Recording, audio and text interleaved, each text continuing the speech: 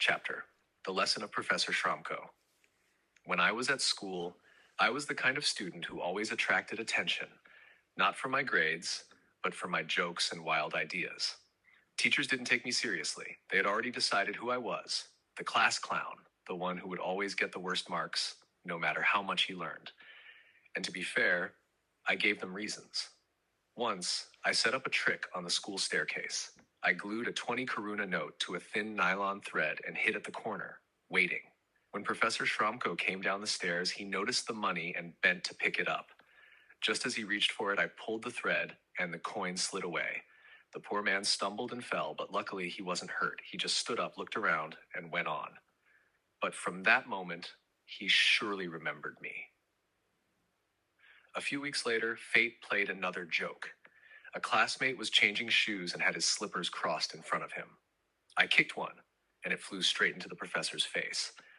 That was the second time I had met him through chaos. Years passed, and when the time for graduation came, destiny placed me once again in front of him for my final exam. He handed me a question I only half knew.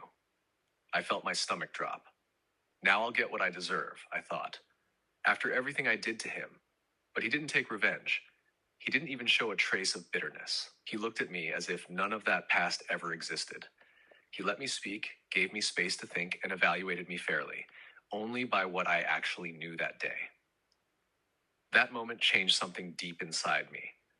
It taught me that some people don't let the lower vibrations of judgment or memory control them. They stay in their own frequency, stable, fair, clear. Professor Šramko showed me that integrity is not about how others treat us, but about how we stay true to ourselves when we could choose revenge and don't. His calmness was a quiet light, a vibration of true mastery. Since then, I carry that memory like a compass, a reminder that even when life tempts us to react, the highest strength lies in remaining aligned.